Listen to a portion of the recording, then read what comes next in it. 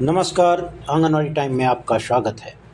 आज की 5 मुख्य खबरों में से पहली खबर है, आंगनवाड़ी कर्मचारियों ने मांगी स्थायी नियुक्ति, कलेक्ट्रेट में किया प्रदर्शन, घटिया मोबाइल और नेट रिचार्ज की समस्या बताई। उत्तर प्रदेश के हाथरस जिले में आंगनवाड़ी कर्मचारी संघ ने अपनी विभिन्न मांगों को लेकर कलेक्ट्रेट में अधिकारियों को ज्ञापन सौंपा।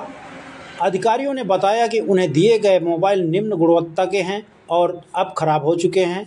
कर्मचारियों की प्रमुख मांगों में से उच्च गुणवत्ता वाले मोबाइल या टैबलेट की मांग शामिल है।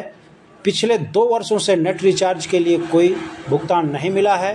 कर्मचारियों ने अनलिमिटेड रिचार्ज की मांग की है।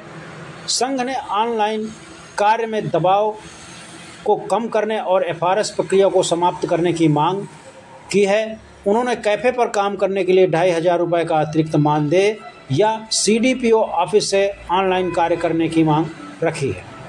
कर्मचारियों की अन्य मुख्य मांगों में स्थायी नियुक्ति, कार्यकर्ताओं को 20,000 रुपये और सहायकों को 15,000 रुपये मानदेय, ग्रेच्युटी और पेंशन की सुविधा शामिल है।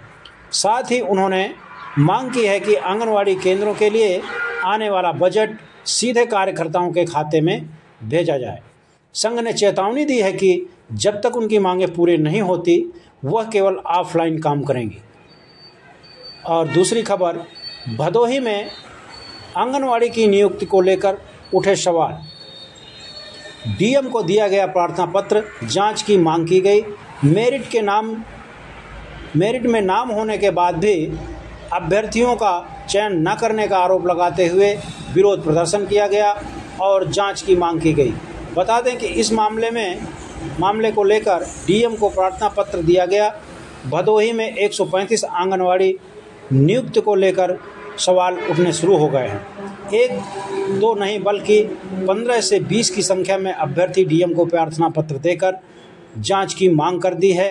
आरोप है कि मेरिट होने के बाद भी उनका चयन नहीं किया गया। तकनीकी खामी दिखाकर उनका मेरिट से नाम बाहर कर दिया गया। जिले में आंगनवाड़ी नियुक्ति के लिए 135 पदों के लिए आवेदन दिया गया था।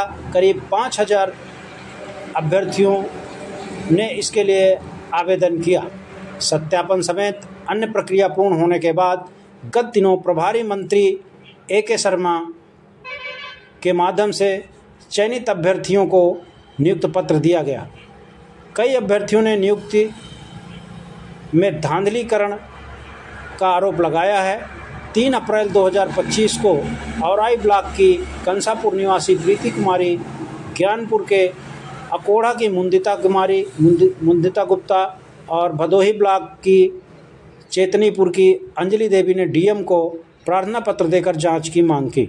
आरोप लगाया कि मेरिट में सबसे अधिक अंक होने के बाद भी उनका चयन नहीं किया गया।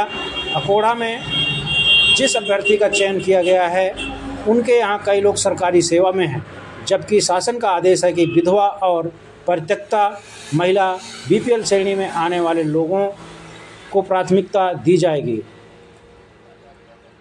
औराई के कंसापुर में दूसरे गांव भक्तापुर की महिला की नियुक्ति कर दी गई, जबकि प्रीति मिश्रा से उनका मेरिट कम था। जिला कार्यक्रम अधिकारी दिनेश चंद्र मिश्रा ने कहा कि नियुक्ति शासनादेश के तहत की गई है। अगर कहीं कमियां रह गई हैं तो उनकी जांच कराई जाएगी। तीसरी खबर डिंडोरी से है। डिंडोरी में आंगनवाड़ी कार्यकर्ताओं ने किया विरोध प्रदर्शन। सार्थक ऐप से अटेंडेंस लगाने का आदेश वापस लेने की मांग करते हुए पीएम सीएम को भेजा ज्ञापन। बुलंद आवाज नारी शक्ति आंगनवाड़ी कार्यकर्ता और सहायिका संगठन ने सार्थक ऐप में अटेंडेंस लगाने के आदेश का विरोध किया। महिला एवं बाल विकास अधिकारी श्याम सिंगौर ने 17 मार्च 2025 को यह आदेश जारी किया था। जिला अध्यक्ष सुमन बघेल के नेतृत्व में यह आदेश वापस लेने की मांग की गई और सीएम पीएम को ज्ञापन भेजा गया। चौथी खबर है, सीतामढ़ी जिले के आंगनवाड़ी केंद्रों पर लाभार्थियों का चेहरा पहचान कर फेस रिकॉग्निशन सिस्टम पोषाहार वितरण योजना लागू किया गया है। पोषाहार के लिए लाभार्थियों को भौतिक रूप से आंगनवाड़ी केंद्र पर आना अनिवार्य कर दिया गया है, लेकिन जिले में इस व्यवस्था की उपलब्धि दूसरे दिन भी काफ़ी कम रही। मालूम हो कि पोषाहार वितरण में गड़बड़ी रोकने के लिए को लेकर समाज कल्याण विभाग के सामूहिक बाल विकास परियोजना निदेशालय ICDS के गाइडलाइन के तहत नई व्यवस्था को लागू किया गया है। हालांकि आधिकारिक सूत्रों से मिली जानकारी के अनुसार जिले में पोषाहार वितरण को लेकर लागू की गई फेस रिकॉग्निशन सिस्टम की उपलब्धि का प्रतिशत बहुत कम बताया गया है।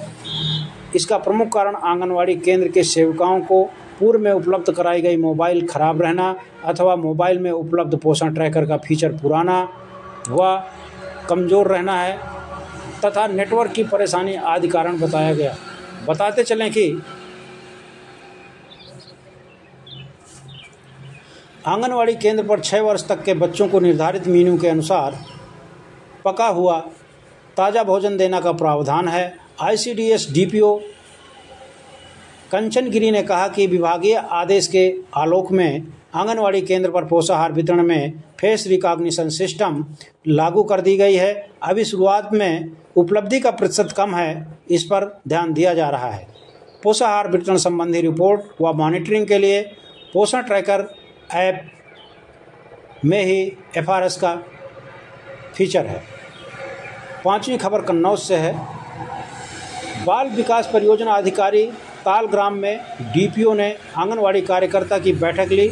उन्होंने कुपोषण मिटाने के लिए सक्रिय भूमिका निभाने को कहा। गुरुवार को दोपहर DPO राजेश वर्मा ने ब्लॉक मुख्यालय स्थित परियोजना कार्यालय में आंगनवाड़ी कार्यकर्ताओं की बैठक